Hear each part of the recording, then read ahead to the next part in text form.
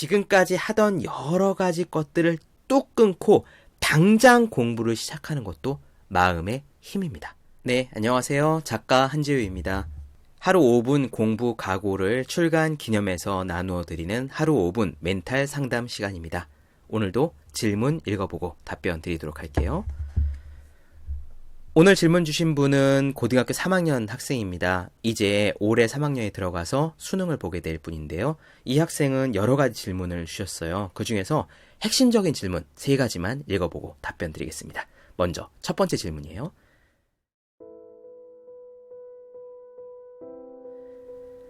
어떻게 공부를 시작해야 할지 모르겠습니다. 공부를 하려고 앉아는 있지만 폰을 하거나 다른 등등 여러 가지 행동을 하기에 공부가 잘 되지 않습니다. 라고 했어요. 어떻게 공부를 시작해야 될지 모르겠다라는 질문은 사실 굉장히 많이 나오는 질문입니다. 이 책 하루 5분 공부 각오 소개 방송에서도 말씀드렸지만 이 책을 쓰게 된 목적도 바로 그겁니다. 어떤 학생이 저한테 상담을 할 때 공부를 꽤 잘하는 학생이었지만 일단 공부를 시작하는 것 자체가 되게 힘들어요 라고 했기 때문에 거기서 제가 영감을 받아서 이 책을 쓰기 시작했거든요. 어떻게 공부를 해야 될지 모르겠다. 학생들 그렇죠? 자리에 앉아서 공부를 해야겠다고 맘먹고 우선 자기 자신을 시동을 겁니다. 시동을 걸기 위해서 하는 게 핸드폰을 본다던가 뭐 인터넷을 확인한다던가 웹툰을 본다던가 아니면 책상을 정돈한다던가 뭔가 할 걸 다 한 다음에 그제서야 다른 게 할 게 없으면 공부를 하기 시작해요. 그렇게 하면 안 되는 거 당연히 아시죠? 어떻게 해야 공부를 지금 당장 시작할 수 있느냐? 그거는요. 공부를 지금 당장 시작하는 힘이 있어야 됩니다. 지금까지 하던 여러 가지 것들을 뚝 끊고 당장 공부를 시작하는 것도 마음의 힘입니다. 그렇게 할 줄 아는 사람은 계속 그렇게 하고요. 그렇게 못하는 습관을 가진 사람은 핸드폰 보고 책상 정리하고 필기구 뭔가 세팅하고 이런 세팅을 끝내기 전까지는 실제 공부에 들어가지 못해요. 그래서 이 학생의 경우에는 어떻게 해야 되냐?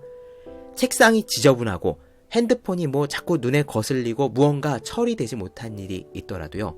그냥 무조건 지금 당장 공부부터 시작하는 연습을 해야 됩니다. 지금 학생이 공부를 하려고 앉았어요. 그런데 눈에 자꾸 거슬리는 것들이 있죠? 폰을 만지고 싶거나 아니면 막 책상을 정리하고 싶어요. 그런 욕구들이 막 차올라올 거예요. 그게 마음의 습관이라는 점을 인지하세요. 그리고 그냥 지금 해야 될 공부부터 하세요. 단 10분이 돼도 좋으니까 공부부터 하고 나서 나머지를 하세요. 핸드폰을 봐야 된다면 10분을 공부하고 나서 핸드폰을 보고 책상을 정리해야 된다면 10분을 공부하고 나서 책상을 정리하는 겁니다. 자, 다음 질문으로 넘어갈게요. 공부하고 싶은 의욕은 많은데 어떻게 계획을 세워야 할지 모르겠습니다. 양은 많고 시간은 없어서 그냥 다 포기하게 되더라고요. 라고 했습니다. 어떻게 계획을 세워야 될지 잘 모르겠다. 이럴 때 이 학생에게 드리고 싶은 조언은요. 계획을 세우지 말라는 겁니다.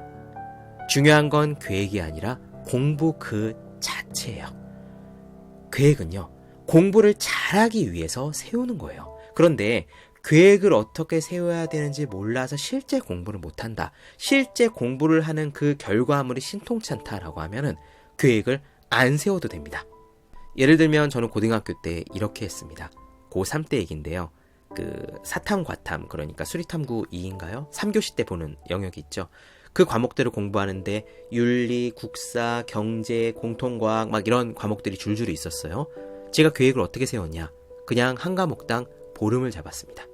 윤리를 보름 동안 마스터하겠다. 국사를 보름 동안 마스터하겠다. 물리를 보름 동안 마스터하겠다. 그냥 그게 계획의 전부였어요. 오늘 몇 페이지를 보겠다, 어떻게 하겠다 이런 계획 안 세웠고 그냥 한 과목을 보름 안에 끝낸다 라고 맘먹고 그러면 교과서 페이지가 나오잖아요. 그거를 보름으로 나누면 하루에 20페이지, 30페이지를 마스터해야 되지 않습니까? 그럼 그냥 하루에 20페이지, 30페이지를 외웠어요. 그게 제가 공부한 방법입니다. 만약에 어떻게 공부 계획을 세워야 될지 잘 모르겠다. 계획을 세우는 게 나랑 잘 맞지 않는다라고 하면은 계획을 세우지 말고 계획을 거칠게 세우고 공부를 많이 하세요. 그래도 공부를 잘할 수 있습니다. 마지막 질문 넘어갈게요. 공부할 때 학교 수업 시간에는 완전히 집중해서 참여합니다. 하지만 야간 자율학습 시간에 한번 졸고 자기 시작하니 계속 그러더군요. 어떻게 해야 안 자고 공부를 할 수 있을까요? 라고 물었어요. 수험생의 경우에는 잠을 줄이고 싶죠. 잠을 줄여서 공부 시간을 많이 확보하고 싶은 것이 모든 공부하는 사람의 꿈입니다. 제가 드리고 싶은 조언은요, 이거예요. 잠을 줄이지 마세요.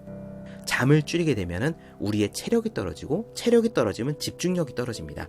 집중력이 떨어지면 제대로 공부해야 할 어려운 것들을 붙들고 늘어지는 힘이 없어져요. 그래서 잠을 줄이면 안 됩니다. 제가 드리고 싶은 조언은 잠을 줄이지 말고 푹 자세요. 그리고 깨어 있는 동안에 최대한 열심히 하세요. 학생이 만약에 야간 자율학습 시간에 매일매일 졸고 있다라고 하면은 밤에 무언가 수면이 부족하거나 아니면은 쓸모없이 낭비하는 다른 에너지들이 있는지를 확인을 해봐야 돼요. 뭐 게임을 한다던가 뭐 인터넷을 한다던가 논다던가 하면서 불필요하게 시간을 낭비하는 건 없는지, 내가 인스턴트 같은 것을 많이 먹어서 내 몸이 비효율적으로 돌아가는 부분은 없는지, 혹은 밤에 뭔가 공부를 열심히 한다고 늦게까지 남아있어서 낮에 사실 수면 시간이 적어서 자꾸 졸음이 오는지 같은 것들을 확인하시고요. 우리 몸은 적정히 취해 주어야 할 수면 시간이 있거든요. 그것을 속일 수는 없어요. 의지로 밤을 새서 공부를 하는 것은 단기간이지 1년 내내 그렇게 할 수는 없습니다. 잠은 푹 자고요. 운동도 하고 컨디션을 좋게 만든 상태에서 깨어있는 한 열심히 하세요. 깨어있는 한 핸드폰도 보지 말고 게임도 하지 말고 잡담도 최대한 줄이고, 그리고 공부를 하는 겁니다.